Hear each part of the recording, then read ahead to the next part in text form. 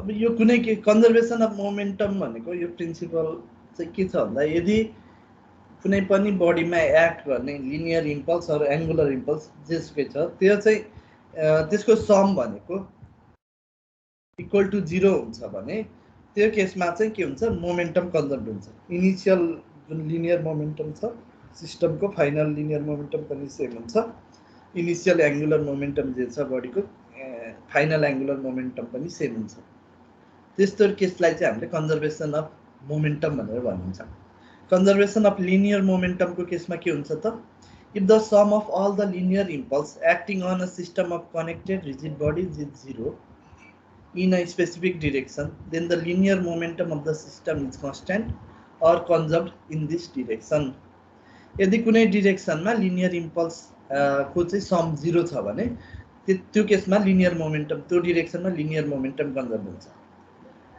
अब यो this equation is referred to as conservation of linear momentum. अब यस्तो केसहरू कस्तो बेला हुन्छ भन्दाखेरि लिनियर इम्पल्सहरू कि त एकदमै सानो भएको केसमा हैन, लिनियर इम्पल्स चाहिँ सानो भएको केसमा हामीले त्यसलाई नेग्लेक्ट गरिन्छ। जस्तै एकदमै सानो टाइम इन्टरभलमा चाहिँ एक्ट गरिरहेको छ त्यो कन्डिसनमा चाहिँ त्यसको लिनियर इम्पल्स 0 हुन्छ। त्यसै गरी फोर्स चाहिँ एकदमै कम्पेरिटिभली एकदमै सानो छ भने त्यो कन्डिसनमा पनि हामीले जुन लिनियर इम्पल्स छ त्यसलाई इग्नोर गरिन्छ र त्यो केसमा हामीले लिनियर मोमेन्टम कन्जर्भ हुन्छ भनेर कन्सिडर गरिन्छ। अब पछाडि इक्जाम्पलमा थाहा भइहाल्ला। यो अब कस्तो केस भन्दा इम्प्याक्टको केसमा चाहिँ जुन दुईटाले एकअर्कामा लगाउने फोर्स छ त्यो इक्वल एन्ड अपोजिट हुन्छ। त्यही भएर त्यो एकअर्कालाई क्यान्सल गर्छ। सम अफ इम्पल्सहरू एकदमै सर्ट टाइम इन्टरभलमा चाहिँ एक्ट गर्ने भएकाले कुनै केसमा चाहिँ एकदमै सर्ट टाइम इन्टरभलमा काम गर्ने भएको केसमा पनि हामीले लिनियर इम्पल्स 0 हुन्छ भनेर दिन्छौँ। इम्प्याक्टहरूको केसमा अब हामीले अगाडि इम्प्याक्टहरूको केसमा हेर्ने बेलामा पनि त्यति बेला चाहिँ हामीले कन्जर्भेसन अफ लिनियर मोमेन्टमको कन्सेप्ट युज गरेका थियौँ। अब त्यसै गरी एङ्गुलर मोमेन्टम भनेको angular momentum of the system of the connected rigid bodies is conserved about the system centre of mass G or fix point O when the sum of all the angular impulse about this point is 0 or appreciably small. This equation becomes angular momentum initial momentum is equal to system in angular final momentum. This equation is referred to as conservation of angular momentum. कुन केसमा त यो केसमा पनि यदि यसमा act गर्ने impulse चाहिँ 0 छ भने एङ्गुलर इम्पल्स 0 छ अर भेरी स्मल एकदमै सानो छ भने पनि त्यस्तो केसमा चाहिँ हामीले कन्जर्भेसन अफ एङ्गुलर मोमेन्टम लगाउँछौँ। अब यसको यो दुईटा कन्जर्भेसन अफ एङ्गुलर र लिनियर मोमेन्टमको इक्जाम्पलहरू हेरौँ। The 10 kg wheel shown in figure A has a moment of inertia Ig is equal to 0.156 kg square meter. Assuming that wheel does not slip or rebound, determine the minimum velocity Vg. It must have to just roll over the obstruction at A. ल question सारौँ। हाम्रो चाहिँ यो जुन दिएको छ wheel चाहिँ A 0.03 मिटरको जुन हाइटको चाहिँ अब्स्ट्रक्सन छ त्यो अब्स्ट्रक्सनबाट पास हुनका लागि कति भिजी चाहिन्छ त्यो निकाल्ने भनेर भनेको छ।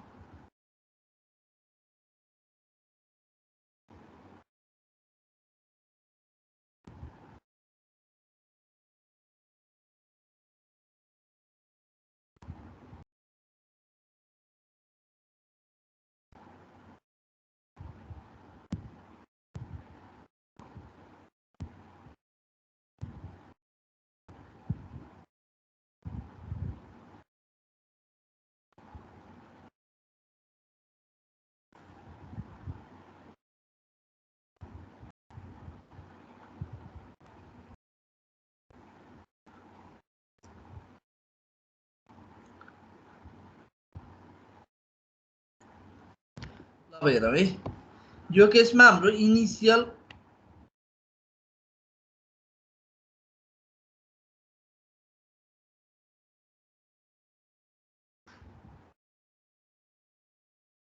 हाम्रो जुन कन्जर्भेसन अफ के अरे principal of impulse and momentum छ त्यसको फिगर यहाँ देखाएको छ। इनिसियल हामीले ए पोइन्टको एबाउटमा लिइरहेको छौँ, यो चुच्चोको जुन पोइन्ट छ त्यो पोइन्टको एबाउटमा लिइरहेको छौँ। त्यो पोइन्टको एबाउटमा लिँदाखेरि इनिसियल मोमेन्टम भनेको के हुन्छ त, एमबिजी यसको भेलोसिटी हुने भयो र आइजी ओमेगा 1 हुने भयो। यो दुईटाले क्रिएट गर्ने हामीले एङ्गुलर इम्पल्स लिनु पर्यो भने यही अनुसारको डिस्टेन्स लिनु पर्यो, एमबिजी इन्टु एमबिजी1 इन्टु डिस्टेन्स भनेर लिनु पर्यो है। यति बेला अब यो ए को हाइट भनेको 0.03 छ, त्यही भएर यो परपेन्डिकुलर डिस्टेन्स लिने बेलामा चाहिँ हामीले आर बार इजिकल टु 0.2 माइनस 0.03 मिटर लिन्छौँ। अब त्यसपछि इम्पल्सिभ फोर्स जुन छ, इम्पल्सिभ फोर्सको केसमा यो जी भनेको जुन यो डाउनवर्ड डिरेक्सनमा एक्ट गरेको छ, यो एकदमै सर्ट टाइम इन्टरभलमा एक्ट गरिरहेछन् है। यो जुन एबाट क्रस हुनका लागि यो एकदमै टाइम इन्टरभल भनेको एकदमै सर्ट छ, डेल्टी भनेको एकदमै सर्ट छ, त्यही भएर यसको चाहिँ जुन इम्पल्स छ यसले क्रिएट गर्ने इम्पल्स पनि 0 हुन्छ। र त्यसै गरी अब यो जुन एफडिटी भन्ने फोर्स लागेको छ, यो फोर्स भनेको एमै लागिरहेको छ भनेपछि हामीले यसलाई अब यसमा डिस्टेन्स पनि चाहिने हो, एङ्गुलर इम्पल्स निकाल्नका लागि डिस्टेन्स चाहिने हो। डिस्टेन्स भनेको 0 भएपछि त के हुने भयो त, ए पोइन्टको कन्सिडरेसनमा हेर्दाखेरि यो पनि 0 हुने भयो भनेपछि यो केसमा के भयो, कन्जर्भेसन अफ लिनियर मोमेन्टम भइरहेको, कन्जर्भेसन अफ एङ्गुलर मोमेन्टम भइरहेछ। अब सेकेन्ड फाइनलमा चाहिँ फेरि आइजी ओमेगा 2 र एमभिजी 2 छ। अनि यो क्रस गर्नका लागि अब हामीले चाहिने भेलोसिटी निकाल्नु पर्यो। हेर, the wheel essentially pivots about point A during the contact. This condition is shown in figure B, which indicates respectively the momentum of the wheel. यो फर्स्टमा चाहिँ momentum of the wheel just before impact, अनि सेकेन्डमा चाहिँ impulse given to the wheel during the impact, र थर्डमा चाहिँ momentum of the wheel just after impact देखाएको छ है। इनिसियलमा बिफोर इम्प्याक्ट, अनि इम्प्याक्ट हुँदाखेरि इम्पल्सहरू के लागिरहेछ र आफ्टर इम्प्याक्टको केसहरू देखाइरहेको छ। By comparison, the force at A is much greater than that of the weight, and since the time of impact is very short, the weight can be considered non-impulsive. Force at A मा लाग्ने force भनेको एकदमै यो weight भन्दा greater छ र time interval एकदमै short भएकाले यसलाई हामीले नन इम्पल्सिभ फोर्स भनेर लिन सकिन्छ। The impulsive force F at A has both an unknown magnitude and unknown direction theta. To eliminate this force from the analysis, note that angular momentum about A is essentially conserved. यो एनालाइसिसबाट हामीले गर्न बेलामा ए को एबाउटमा चाहिँ भएको angular momentum चाहिँ conserve हुने भयो, किनभने एफडिटीले पनि यो केसमा कुनै इम्पल्स क्रिएट गर्दैन र जी को चाहिँ एकदमै सर्ट टाइम इन्टरभल र यो चाहिँ कम्पेरिटिभली एकदमै सानो भएकाले हामीले यसलाई नन इम्पल्सिभ भनेर लेख्न सकिने भयो। अब हामीले यसमा कन्जर्भेसन अफ मोमेन्टम प्रिन्सिपल लगाउन सकिने हो, conservation of angular momentum H1 is equal to H2। H1 मा एउटा के छ त, यो एमभिजी1 ले प्रोड्युस गर्ने मोमेन्टम भनेको के हुन्छ, यहाँबाट एबाट हेर्नु पर्यो नि हामीले, एबाट हेर्दाखेरि आर बार इन्टु एमभिजी1 हुने भयो, यसले क्रिएट गर्ने मोमेन्टम।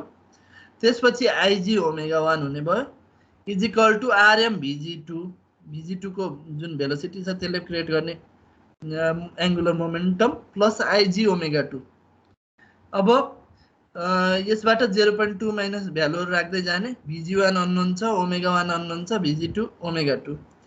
अब भिजी1 र ओमेगा 1, भिजी2 र ओमेगा 2 को रिलेसन युज गरेर हामीले अब यसको भ्यालु निकाल्न सकिन्छ। Since no slipping occurs in general, omega is equal to Vg by R. Omega भनेको के हुन्छ, स्लिपिङ नहुने भएपछि omega is equal to Vg by R हुने भयो। अब Vg by 0.2 भनेपछि 5 Vg हुने भयो। Substituting this into the above equation and simplifying yields Vg2 is equal to 0.8921 Vg1। Vg1 omega 1 भनेको के हुने भयो, Vg1 by R हुने भयो। ओमेगा 2 भनेको Vg2 by R हुने भयो। त्यो दुईटै केसमा अब हामीले यो केसमा चाहिँ R भनेको 0.2 माइनस 0.03, यो केसमा चाहिँ R भनेको कति हुने भयो, 0.2 हुने भयो। यो केसमा R भनेको 0.2 हुने भयो है। त्यसरी हामीले लिँदाखेरि हाम्रो Vg2 is equal to 0.8921 Vg1 भनेर एउटा रिलेसन आयो। अब यसलाई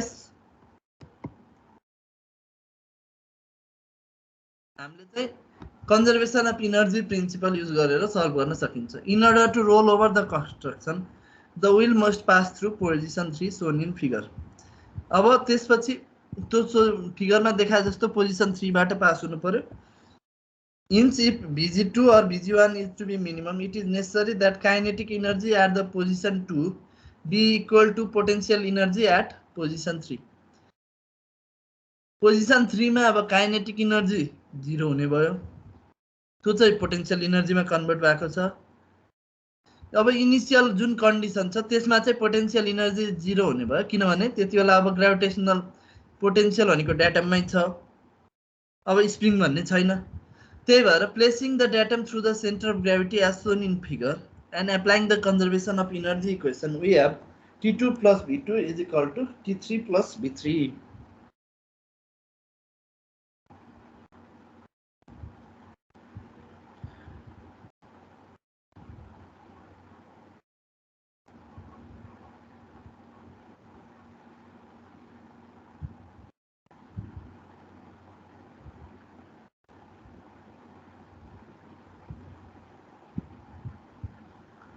T2 plus V2 is equal to T3 plus V3 भयो। T2 भनेको यसमा के भयो त 1/2 10 into Vg2 square plus 1/2 into 0.156 kg meter square meter omega 2 square plus 0 is equal to 0 plus अब यसमा ग्रेभिटेशनल पोटेन्शियल भनेको कति हुने भयो ओमेगा y भयो, माथि अपवर्ड डिरेक्सनमा छ भनेपछि 98.1 into 0.03। त्यसबाट अब त्यसमा हामीले भ्यालु लगेर राखिदिँदाखेरि omega 2 is equal to 5 Vg2 भनेर हामीले भ्यालु राखिदियो भने Vg2 को भ्यालु आउने भयो र अब त्यसबाट हामीले Vg1 को भ्यालु निकाल्न सकिन्छ 0.729 मिटर पर सेकेन्ड। Vg1 को भ्यालु भनेको 0.729 metre per second.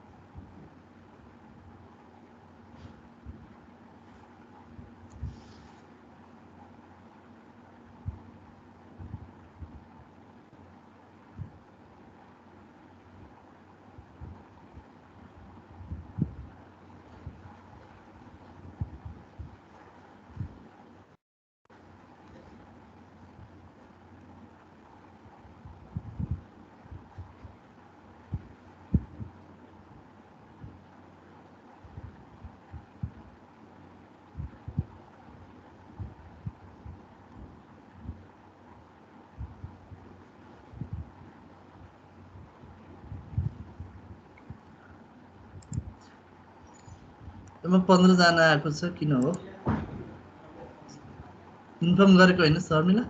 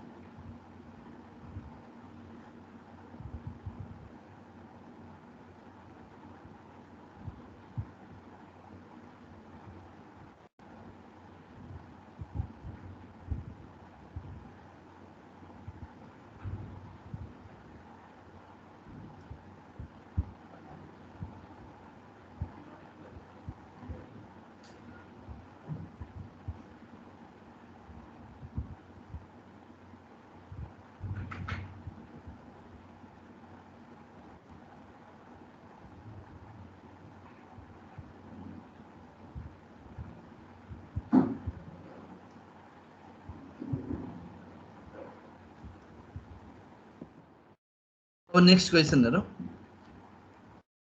The 5 kg slender rod shown in figure A is pinned at O and is initially at rest. If a 4-gram bullet is fired into the rod with a velocity of 400 meter per second as shown in figure, determine the angular velocity of the rod just after the bullet becomes embedded in it.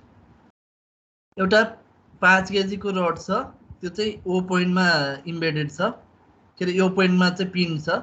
अब 4 ग्राम bullet fire भएको छ, velocity 400 metre per second. अब यो जुन पोइन्टमा के अरे यसमा स्ट्राइक गरिसकेपछि योसँग इम्बेडेड भएको छ भनेपछि यो सँगसँगै मुभ भएको छ, यसमा गएर अड्कियो भनेको यो यसको सेकेन्डको भेलोसिटी चाहिँ यो भिभी को भेलोसिटी जुन यो ए को भेलोसिटी छ यो सँगसँगै जाने भयो. सेकेन्ड केसमा हाम्रो फाइनल केसमा. अब यो केसमा चाहिँ अब हामीले के निकाल्नु पर्छ, angular velocity of the rod just after the bullet becomes embedded in it, त्यो निकाल्नु पर्यो. ल क्वेसन सारम.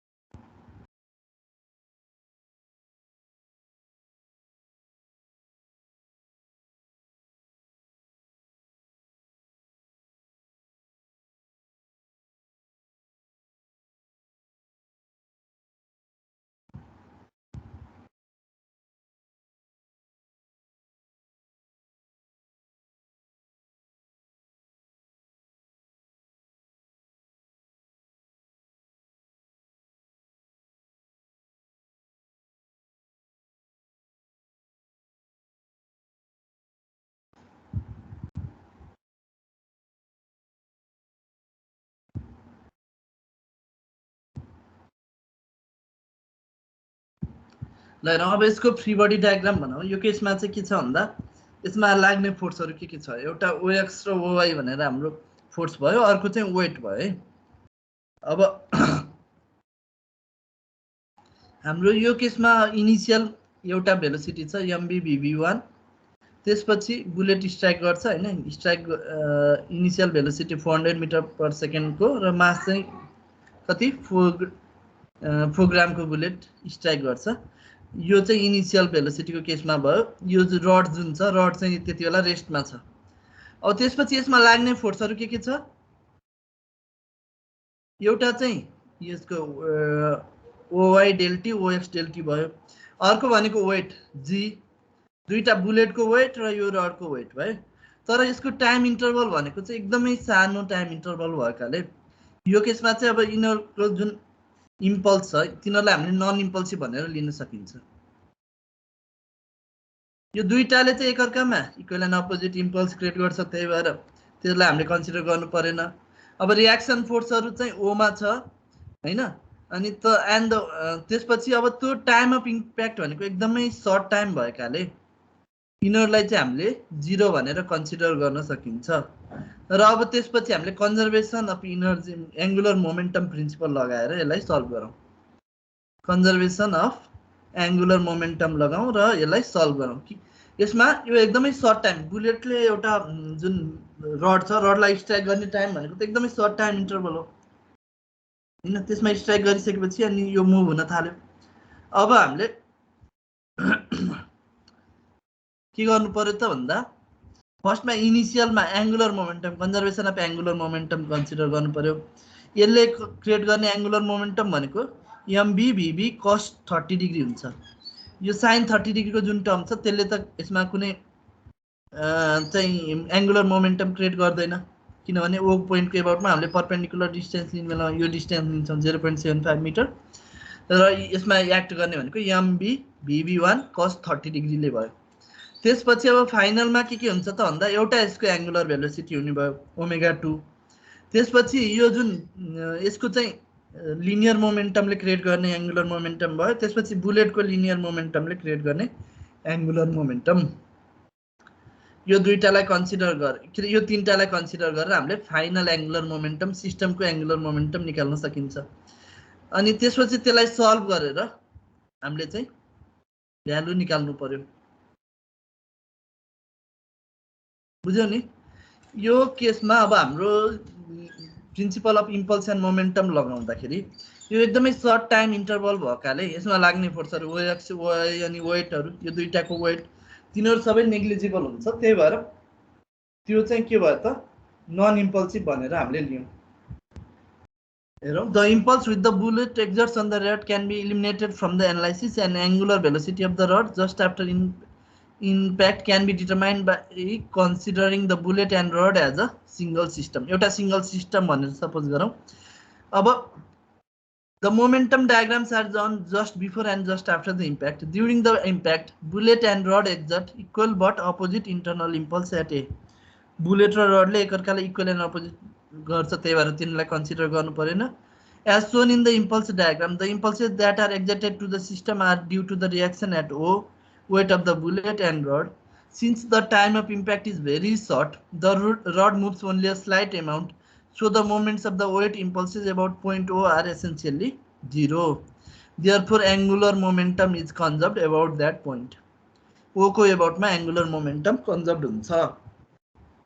अब हामीले इनिशियल केसका लागि के गर्नु पर्यो फर्स्ट का लागि इक्वेसन के हुन्छ त conservation of angular momentum को summation H01 is equal to summation H02 MB BB1 cos 30 degree into 0.75 meter यो बुझ्यो हैन यसले क्रिएट गर्ने मोमेन्टम भनेको के हुन्छ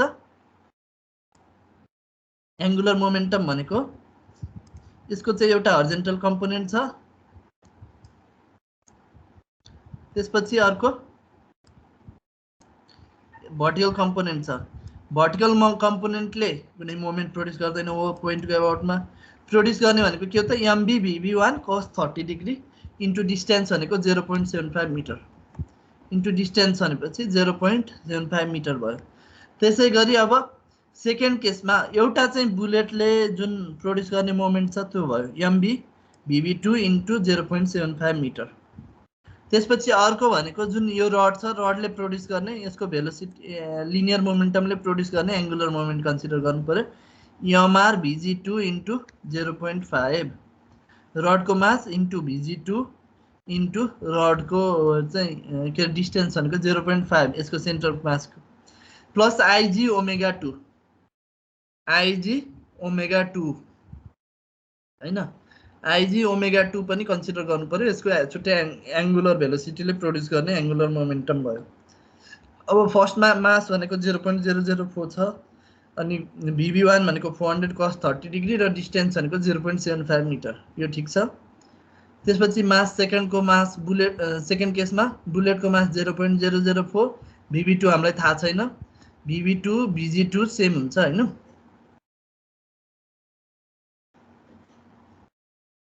means BB2 Bg2 सेम हुँदैन किनभने त्यो दुईटा फरक फरक पोइन्टमा छ BB2 0.75 मिटर प्लस 5 kg अब रडको हेरौं 5 kg into Bg2 into 0.5 metre plus अब रडका लागि त्यसको O पोइन्टको अबाउटमा चाहिँ त्यसको मोमेन्ट अफ इनर्शिया के हुन्छ त के रे सेन्टर त्यसको सेन्टर मासको अबाउटमा मोमेन्ट अफ इनर्शिया भनेको 1/12 ml स्क्वायर हैन 1/12 इन्टु 5 इन्टु लेन्थ भनेको 1 मिटर स्क्वायर इन्टु ओमेगा 2 अब हाम्रो इक्वेसन के आयो त 1.039 0.3003 Vb2 2.50 Vg2 र 0.4167 ओमेगा 2 हामीले Vb2 लाई पनि ओमेगा 2 को टर्ममा लेख्न सकिन्छ Vg2 लाई पनि ओमेगा 2 को टर्ममा लेख्न सकिन्छ Vb2 भनेको के हुन्छ त Vb2 Vb = 2 = 0.75 इन्टु ओमेगा भनेर लेख्न सकियो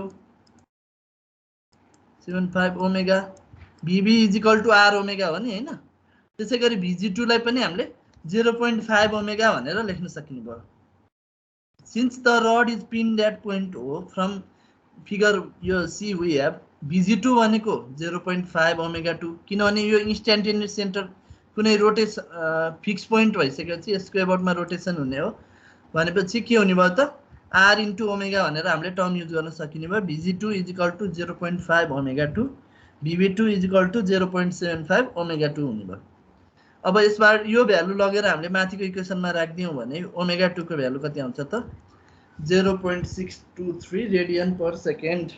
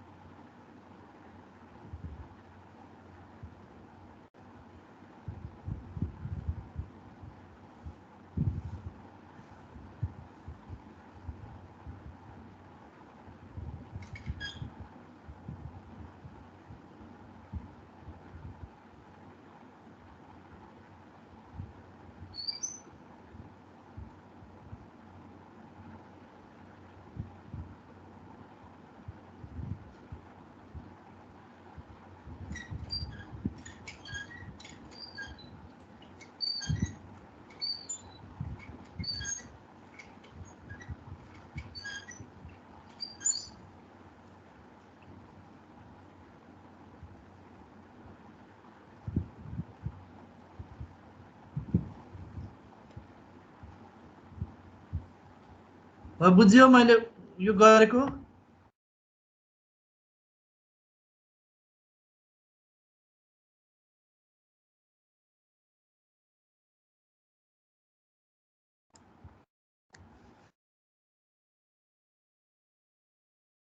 Vg2 भनेको 0.5 ओमेगा 2, Vv2 भनेको 0.75 ओमेगा 2 हुन्छ। ओमेगा 2 को भ्यालु त्यसबाट त्यो लगेर हामीले माथि राखिदियौँ भने माथिको इक्वेसनमा राखिदिएपछि 0.623 रेडियन पर सेकेन्ड हुने भयो।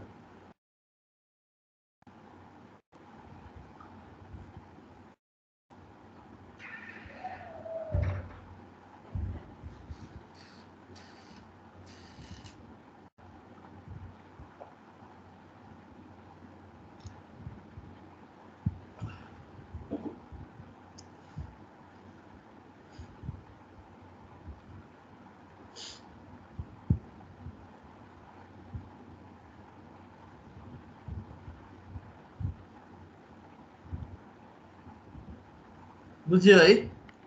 अब नेक्स्ट टपिकमा जाउँ। इसेन्ट्रिक इम्प्याक्ट। अब हामीले सेन्ट्रल र अब्लिक इम्प्याक्टहरु, सेन्ट्रल इम्प्याक्ट र अब्लिक इम्प्याक्टको कुराहरु हामीले अगाडिको च्याप्टरमा पढिसकेका छौँ। अब यो केसमा चाहिँ हामीले इसेन्ट्रिक इम्प्याक्ट भनेर हेर्छौँ। Eccentric impact occurs when the line connecting the mass center of two bodies does not coincide with the line of impact. अघि भर्खरको हाम्रो यो क्वेसनमा हेरौँ। यो क्वेसनमा हाम्रो यसको मास सेन्टर भनेको यो पोइन्टमा छ, बुलेटको मास सेन्टर भनेको यता यो पोइन्टमा भयो है, यो पोइन्टमा भयो बुलेटको मास सेन्टर भनेको। अब त्यसपछि अब यिनीहरुको चाहिँ जुन लाइन अफ इम्प्याक्ट छ त्यो भनेको यो पोइन्टमा पर्यो। यो जुन मास सेन्टरको जोइन गर्ने लाइन छ, दुईटाको मास सेन्टरलाई जोइन गर्ने लाइन छ, त्यो लाइनमा चाहिँ यदि लाइन अफ इम्प्याक्ट परेन भने यो टाइपको इम्प्याक्टलाई हामीले इसेन्ट्रिक इम्प्याक्ट भनिन्छ। यदि त्यो बुलेटले चाहिँ यसको सेन्टरमा नै एक्ट गरेको भए त्यो केसमा हाम्रो सेन्ट्रल इम्प्याक्ट हुन्थ्यो। यो केसमा नै यसैमा गएर स्ट्राइक गरेको भए यो सेन्ट्रल इम्प्याक्ट हुन्थ्यो। तर यो पोइन्ट चाहिँ कुनै एउटा तल गएर लाइन अफ इम्प्याक्ट, यसको लाइन अफ इम्प्याक्ट भनेको यो पोइन्टमा पर्ने भयो। त्यसपछि यिनीहरुको सेन्टर मास सेन्टर बिचको लाइन भनेको यता अर्को लाइन आउने भयो। त्यस्तो टाइपको इम्प्याक्टलाई चाहिँ हामीले के भनिन्छ त इसेन्ट्रिक इम्प्याक्ट भनिन्छ। इसेन्ट्रिक impact occurs when the line connecting the mass center of bodies does not coincide with the line of impact. Line of impact भनेको हाम्रो यो लाइन हुने भयो। अब यो केसमा चाहिँ मास सेन्टर भनेको यसको यहाँ होला, यसको यता होला, त्यो डिफ्रेन्ट पोइन्टमा भयो। This type of impact often occurs when one or both of the bodies are constrained to rotate about a fixed axis. यस्तो टाइपको चाहिँ कति बेला हुन्छ त भन्दा यदि एउटा अर दुईटै बडी चाहिँ एउटा फिक्स्ड एक्सिसको एबाउटमा रोटेट गर्नुपर्छ, त्यस्तो केसमा चाहिँ यो इसेन्ट्रिक इम्प्याक्ट हुन्छ। हाम्रो यो इक्जाम्पलमा दिएको केस पनि त्यही छ। बी को अब मास सेन्टर कुनै एउटा पोइन्टमा होला, ए को मास सेन्टर कुनै एउटा पोइन्टमा होला। यिनीहरुको लाइन अफ इम्प्याक्ट भनेको चाहिँ यो लाइनले देखाइरहेछ। यो लाइनले चाहिँ यसको लाइन अफ इम्प्याक्ट देखाइरहेछ र अब यो प्लेन अफ इम्प्याक्ट भनेको यो भयो, योसँग परपेन्डिकुलर हुने गरेर बस्नु। अब इसेन्ट्रिक इम्प्याक्टको केसका लागि पनि हामीले अगाडिको प्रब्लममा चाहिँ हामीलाई कन्जर्भेसन अफ मोमेन्टम त हुने नै भयो यो केसमा पनि कन्जर्भेसन अफ मोमेन्टम भयो। त्यसै गरी अब हामीले ई भनेर एउटा कोएफिसिएन्ट अफ रेस्टिट्युसन भनेर चाहिँ त्यसलाई डिफाइन गर्नुपर्ने हुन्छ। अगाडि हामीले जुन अरू इम्प्याक्टहरुमा गरेका थियौं त्यसरी नै हामीले यसमा पनि ई लाई डिफाइन गर्नुपर्ने हुन्छ। ल हेरौँ अब इसेन्ट्रिक इम्प्याक्टको फिगर हेरौँ कम्प्लिट। इनिशियली दुईटाको भेलोसिटीहरु यो एउटा सर्टेन भेलोसिटीले मुभ भइरहेको छ, अर्को भीबी यो पनि छुट्टै ए छुट्टै एउटा भेलोसिटीले मुभ भइरहेछ, बी अर्को भेलोसिटीले मुभ भइरहेछ। जब यिनीहरुको बीचको इम्प्याक्ट हुन्छ यो कुरा त अब हामीले पढिसकेको कुरा हो। एक अर्कामा यिनीहरुले डिफर्मेसन फोर्स क्रिएट गर्छ। यो बडी बी ले चाहिँ ए मा लगाइरा हुन्छ, ए ले चाहिँ बी मा लगाइरा हुन्छ, डिफर्मेसन इम्पल्स हैन। दुईटा डिफर्म हुने भयो। अब दुईटा स्ट्याक भइसकेपछि दुईटा डिफर्म हुने भयो। अब डिफर्म भइसकेपछि फेरि अब भेलोसिटी एट म्याक्सिमम डिफर्मेसन, एउटा म्याक्सिमम डिफर्मेसनमा यिनीहरुको भेलोसिटी v हुन्छ, दुईटैको भेलोसिटी कन्स्ट्यान्ट हुने भयो v। अब त्यसपछि फेरि अब डिफर्म भइसकेपछि त्यसको ओरिजिनल सेपमा आउनको लागि के गर्नु पर्यो, दुईटैले एक अर्कालाई रेस्टिट्युसन इम्पल्स लगाउँछन्। b ले a लाई, a ले b लाई चाहिँ रेस्टिट्युसन इम्पल्स लगाउँछ, यो इक्वल अपोजिट भयो। त्यसपछि कोलिजन भइसकेपछि अब यो एउटा भेलोसिटी vv2 ले मुभ हुने भयो, यो va2 ले मुभ हुने भयो। इसेन्ट्रिक इम्प्याक्टको पनि अब हाम्रो अगाडिको जस्तो केस थियो त्यस्तै नै हुने भयो। त्यो अब एक्सप्लेन गरिराख्नु पर्दैन किनभने अगाडि हामीले एक्सप्लेन गरिसकेका छौं यो कुराहरु।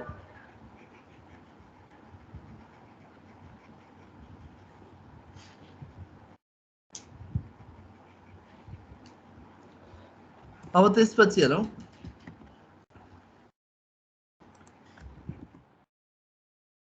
To establish a useful form of coefficient of restitution equation. हामीले चाहिँ एंगुलर इम्पल्स लगाउनु पर्यो। एउटा चाहिँ केमा भन्दाखेरि दुईटा चाहिँ डिफर्मेसन हुँदाको केसमा, एउटा रेस्टिट्युसन हुँदाको केसमा।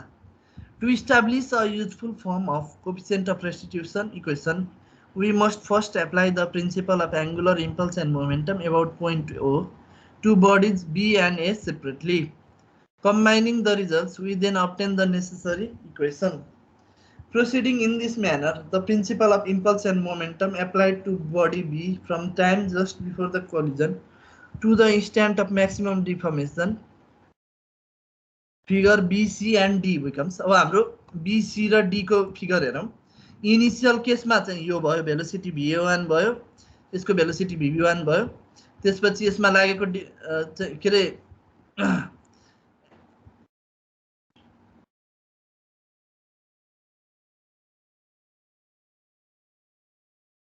अब यसमा हामीले एंगुलर इम्पल्स हेरौं है। एंगुलर इम्पल्स हेर्नु पर्यो। एंगुलर इम्पल्स हेर्दाखेरि चाहिँ अब इनिशियली चाहिँ कति v = ओमेगा r भनेर लागेको छ के रे फाइनलमा v भनेको ओमेगा को टर्ममा लेख्नु पर्यो हामीले। भनेपछि इम्पल्सहरु हेर्नु पर्यो हामीले हैन। यो एंगुलर इम्पल्स हेर्नु पर्यो। एंगुलर इम्पल्सका लागि the principal of impulse and momentum applied गरौं b, c र d का लागि। त्यतिबेला के हुन्छ त io * ओमेगा b1 हैन, io * ओमेगा b1 o को एबाउटमा चाहिँ यसको रोटेसन हुने भयो। io * omega b1 + r * pdt = io omega. अनि त्यसपछि फेरि io इज द मोमेन्ट, यसमा चाहिँ here io is the moment of inertia of body b about point O. Similarly, applying the principle of angular impulse and momentum for the instance of maximum deformation. Maximum deformation को केसमा चाहिँ के हुने भयो त io omega + r dt = io omega b2. Solving above equation, we have E = vv2 - v by b minus vv1. हामीले चाहिँ पहिला बडी b का लागि मात्र हेर्यौं। अब बडी a का लागि हेर्दाखेरि फेरि के हुन्छ त भन्दा इक्वेसन सिमिलर इक्वेसन आउँछ। E = v - va2 by va1 - v भनेर आउँछ। अब त्यो दुईटा इक्वेसनलाई हामीले कम्बाइन गर्दाखेरि के आउँछ, कोएफिसिएन्ट अफ रेस्टिट्युसन को formula E = vv2 - va2 by va1 - vv1, v2 - vv2 - va2 by va1 - vv1। यो भनेको चाहिँ हाम्रो जुन सेन्ट्रल इम्प्याक्टमा डिराइभ गरेका थियौं, सेन्ट्रल इम्प्याक्टमा डिराइभ गरेको इक्वेसनसँग सेम हुने भयो। भनेपछि इसेन्ट्रिक इम्प्याक्टमा पनि कोफिसिएन्ट अफ रेस्टिट्युसनको जुन टर्म छ त्यो सेम हुन्छ, जे छ के अरे इसेन्ट्रिक इम्प्याक्टमा कोफिसिएन्ट अफ रेस्टिट्युसनको फर्मुला जे छ सेन्ट्रल इम्प्याक्टमा पनि त्यही नै हुन्छ। It states that coefficient of restitution is equal to ratio of relative velocity of separation of the body of contact just after impact to the relative velocity at which point approach one another just before impact. In deriving the equation, we assume that point of contact for each both bodies move up and to the right both before and after the impact. If motion of any one of the contacting point occurs down and to the left, the velocity of the point should be considered negative.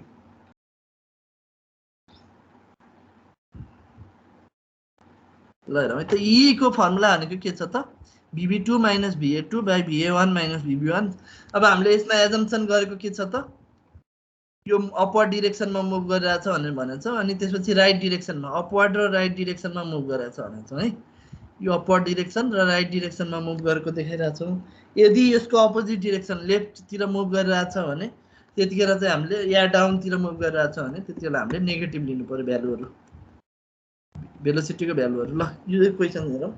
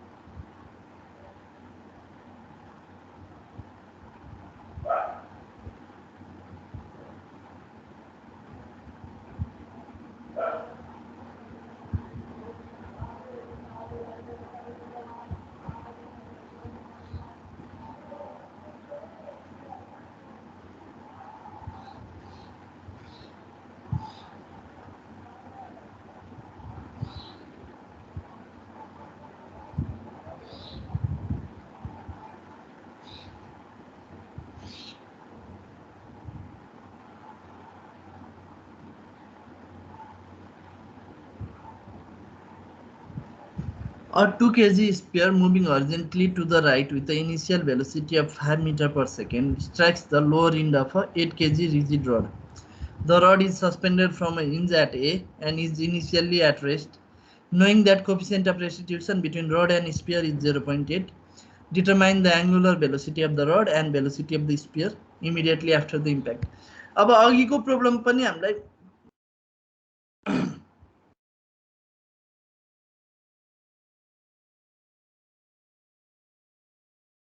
अघिको प्रब्लममा चाहिँ हामीलाई unknown भनेको एउटा omega मात्रै हुन्थ्यो, किनभने हामीले VB2 र त्यो जुन VG2 छ दुईटैलाई हामीले ओमेगाको टर्ममा राख्न सकिन्थ्यो। अब यो प्रब्लममा चाहिँ हामीलाई एउटा अर्को इक्वेसन पनि चाहिन्छ, कन्जर्भेसन अफ मोमेन्टमको इक्वेसन त लगाउनु परिहाल्यो एङ्गुलर मोमेन्टमको। त्यो बाहेक चाहिँ हामीलाई अर्को इक्वेसन पनि चाहियो, त्यो भनेको के हो त, कोएफिसिएन्ट अफ रेस्टिट्युसनको इक्वेसन भयो। ल एकचोटि ट्राई गरौँ, हाम्रो अघि जसरी गरेका थियौँ त्यसरी नै गर्ने हो हैन। डिफरेन्स चाहिँ के हुन्छ त भन्दा यसमा अब कोएफिसिएन्ट अफ रेस्टिट्युसनबाट हामीले यो जुन भेलोसिटीको रिलेसन छ भेलोसिटीको रिलेसन एउटा निकाल्नु पर्ने हुन्छ। ट्राई गरौँ त ल सबैले। Determine the angular velocity of the rod, रडको एङ्गुलर भेलोसिटी निकाल्नु पर्यो।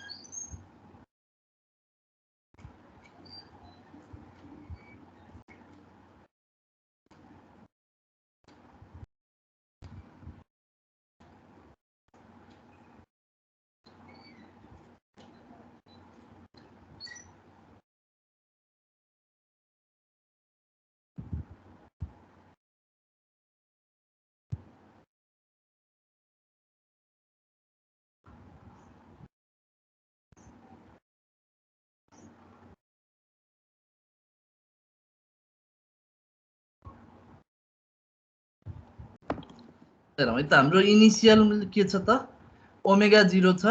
यो एबी भन्ने जुन रड छ रडको चाहिँ कुनै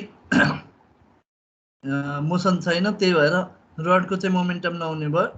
यहाँ अब हाम्रो स्पियरको चाहिँ मोमेन्टम छ। अब त्यसपछि इम्पल्स भनेको यो केसमा चाहिँ के हुन्छ, एएक्स एवाई र त्यसपछि वेट हुन्छ दुईटाको, तर एकदमै सर्ट टाइम इन्टरभल भएकाले हामीले तिनीहरूलाई कन्सिडर गरिँदैन।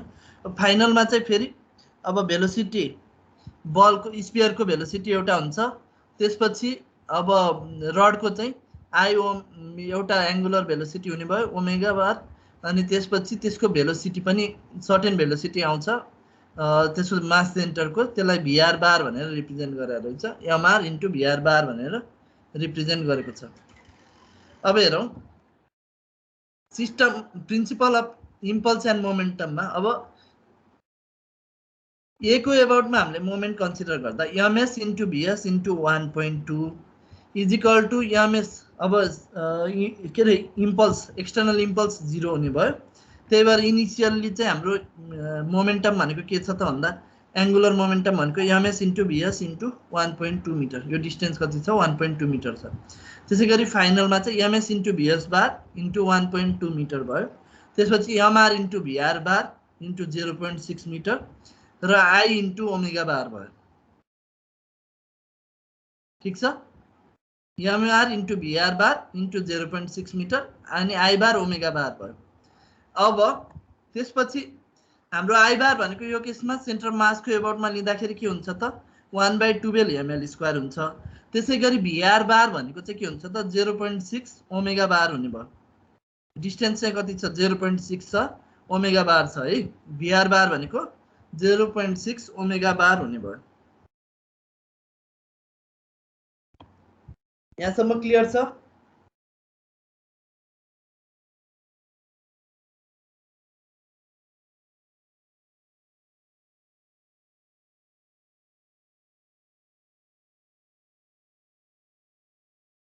आई बार भनेको 1/12 एमएल स्क्वायर गरेर 1/12 इन्टु 8 इन्टु 1.2 स्क्वायर मिटर गऱ्यौँ is equal to 0.96 KG square metre भयो। अब त्यसपछि त्यसमा रहेको भ्यालुहरू राखिदिउँ। त्यसमा दुईटा अननोनहरू हुन्छ, एउटा चाहिँ भिएस बार हामीले चाहिँ निकाल्न सकिएन होइन। अब अघिको केसमा चाहिँ भिएस बार भनेको ओमेगासँग रिलेटेड थियो, किनभने त्योसँग इम्बेडेड भएर गएको थियो, त्यही भएर हामीले डाइरेक्ट यसलाई ओमेगा बारको टर्ममा लेख्यौँ।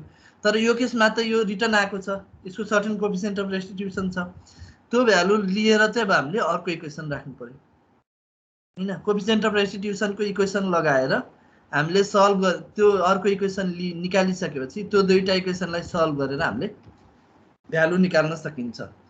अब यो 2 KG 5 into 1.2 2 VS bar into 1.2 metre, यसको फाइनल भेलोसिटी भनेको 1.2 मिटरले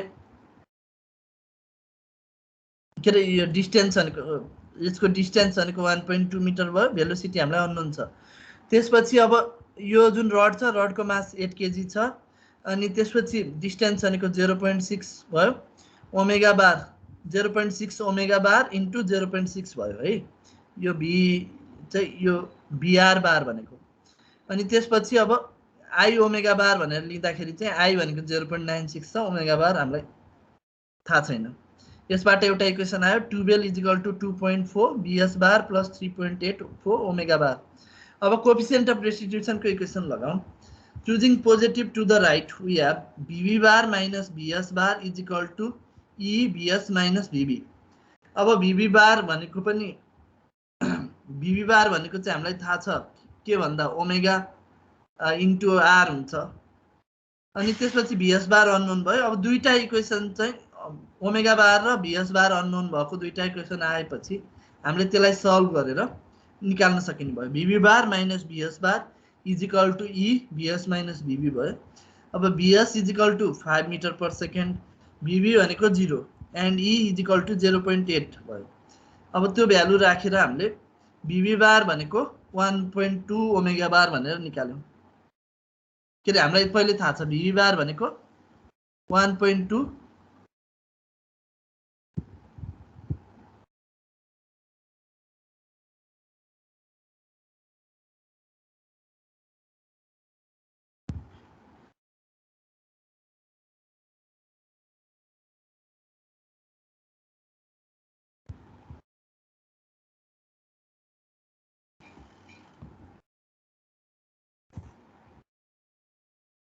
कोफिसिएन्ट यसमा हेर है, अब यसमा चाहिँ भिभी बार भनेको चाहिँ के छ त भन्दा यो तलपट्टिको जुन पोइन्ट छ यो पोइन्टको भेलोसिटी भयो, त्यसमा छुट्टै भिभी बार भन्ने भेलोसिटी हुन्छ, त्यो भनेको कति बराबर हुने भयो त 1.2 इन्टु ओमेगा बार बराबर हुने भयो। भनेपछि भिभी बारको ठाउँमा हामीले 1.2 ओमेगा बार भनेर लियौँ र ओमेगा बार भनेपछि त्यसलाई त्यो भ्यालु लगेर राखिसकेपछि यो इक्वेसनबाट दुईटा इक्वेसनलाई सल्भ गर्दा ओमेगा बार भनेको 3.21 रेडियन पर सेकेन्ड र भिएस बार भनेको -0.143 मिटर पर सेकेन्ड आउनु भयो। हामीले कोफिसिएन्ट अफ रेस्टिट्युसन हेर्ने भनेको चाहिँ जुन पोइन्टमा इम्प्याक्ट भयो त्यो हेर्नु पर्यो भेलोसिटी। तर हामीले अब मोमेन्टमको कन्सेप्ट लगाउने बेलामा चाहिँ सेन्टर अफ मासको भेलोसिटी हेर्नु पर्यो।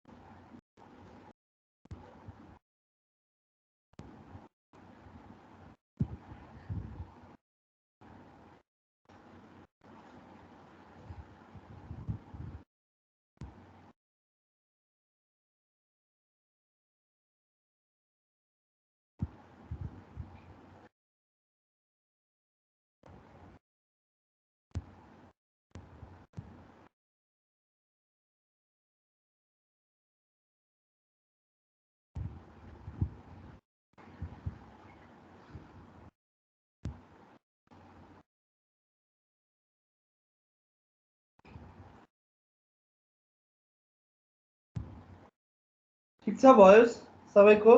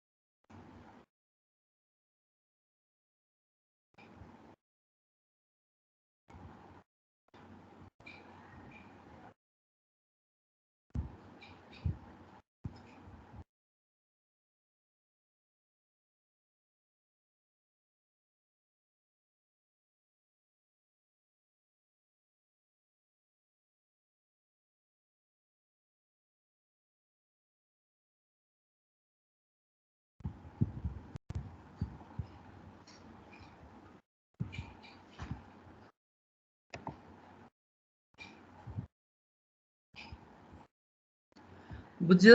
सबैले बुझ्यो?